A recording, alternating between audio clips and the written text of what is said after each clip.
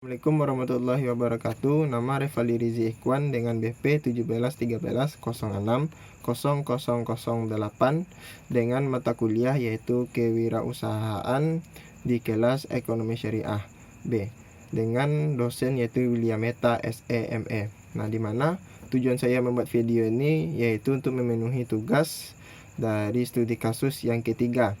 Nah, di mana studi kasus ketiga ini menjelaskan mengenai tentang BMC ya, atau bisnis model kanvas, di mana seseorang pengusaha atau wirausahawan membuat suatu konsep atau peta mengenai tentang kewirausahaan tersebut atau kemana arah tujuan yang akan mereka lakukan untuk mendapatkan laba atau keuntungan. Nah, jadi di sini sesuai dengan apa yang saya jual atau produksi mengenai tentang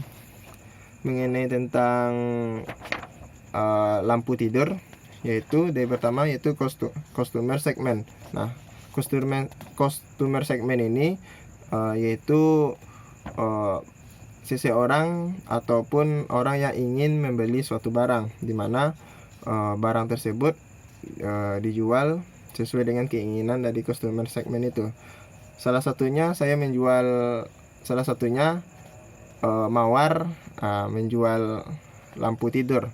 Nah, lampu tidur itu sangat diminati oleh setiap orang. Nah, disinilah customer segment itu di kalangan usia, baik itu kalangan menengah, bawah ataupun atas, tentu akan terbantu dalam proses istirahatnya. Nah, selanjutnya bagaimana customer segment ini dapat memenuhi keinginannya? Tentu dia bertujuan untuk mendapatkan value proposition, di mana value proposition ini adalah produksi atau barang yang akan diincar oleh customer segment sesuai dengan keinginan customer segment tersebut. Nah, lalu value proposition ini bagaimana cara terhubungnya antara customer segment dengan value proposition ini? Tentu melalui lewat channel. Nah, channel inilah yang akan menghubungkan antara kedua perusahaan dengan customer. Nah, channel ini bisa berupa media ataupun marketing ataupun dengan via WhatsApp. Nah, lalu selanjutnya value proposition ini akan mendapatkan hati dari customer segment, yaitu melalui customer relationship. Nah, di mana customer relationship ini akan menggambarkan bagaimana value proposition ini. Nah, tentu customer relationship ini akan mengambil hati dari customer, seperti melalui Instagram, terus Facebook maupun di WhatsApp yang akan mempromosikan value proposition ini. Nah, kemudian bagaimana cara menyalurkannya? Kalau seandainya customer itu menginginkan value proposition ini, tentu harus melalui revenue segment. Nah, revenue segment ini dapat berupa COD ataupun transfer melalui ATM. Nah, itulah hubungan antara suatu perusahaan dengan customer segment ini. Nah, lalu selanjutnya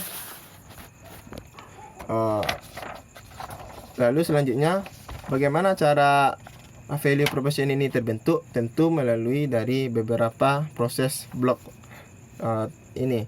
Nah, jadi yang pertama yaitu kita ambil dari key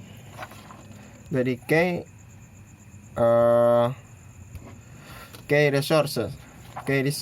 Nah, key resource ini bahwasanya lampu tidur itu tentu harus memiliki bahan-bahan yang bagus dan berkualitas. Nah, di mana lampu tidur itu ada yang dari pipa, kemudian dari lampu warna, kemudian dari benang ataupun dari bambu dan sebagainya, tergantung dari keinginan dari customer segment tersebut. Nah, kemudian selanjutnya bagaimana cara membentuk dari value proposition ini? Tentu harus melalui dari key activities. Nah, key activities inilah yang menentukan bagaimana kegiatan dari perusahaan tersebut. Apakah perusahaan itu menghasilkan suatu barang yang unik ataupun yang indah. Nah, di sini lampu tidur itu dapat berupa dari ukiran seperti batik ataupun kaligrafi, kemudian model yang unik seperti kartun yang lucu, kemudian bentuknya yang sangat diminati oleh customer segment atau yang mudah dibawa ataupun yang mudah untuk dilihat serta memperlihatkan keindahan dari model yang unik tersebut. Nah, kemudian bagaimana cara mendapat dari kedua ini? Tentu kita melalui harus key partnership, di mana asal mula suatu barang tersebut. Seperti key partnership ini yaitu dalam menjual lampu tidur seperti teman, kemudian bermitra dengan toko bangunan, karena toko bangunan itu ada juga yang menjual seperti pipa ataupun paralon. Kemudian toko perhiasan, kemudian ada namanya toko alat elektronik, di mana di situ ada bahan utama yaitu lampu LED yang berwarna-warni. Nah, kemudian dari ketiga ini apa yang harus kita beri ataupun harus kita kasih atau modalnya? Tentu melalui dari cost structure. Nah, cost structure inilah yang menentukan semuanya, baik itu modal dari key research, key activities maupun key partnership.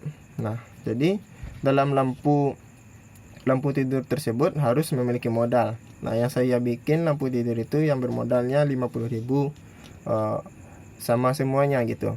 Dari bahan-bahannya saja 50.000, belum waktu membuatnya, belum waktu untuk mengukirnya gitu. Nah, jadi bahan-bahannya saja yaitu 50.000. Nah, jadi saya totalkan dalam membuat suatu produk dari lampu tidur tersebut bisa jadi sebanyak 80.000 atau lebih. Nah, disinilah cost structure ini ya, dimana perusahaan ada pengeluaran. Dan yang terakhir melalui transportasi antar jemput barang. Nah, jadi cost structure ini transportasi antar jemput barang ini tentu harus dilakukan. Kenapa? Karena dari ketiga ini ada yang kita ambil atau ada yang kita pakai untuk membuat suatu produksi atau value proposition. Nah, itu mungkin dari hasil presentasi saya mengenai tentang lampu tidur, bagaimana keindahan dan keunikan dari lampu tidur tersebut. Mungkin sekian, terima kasih. Assalamualaikum warahmatullahi wabarakatuh.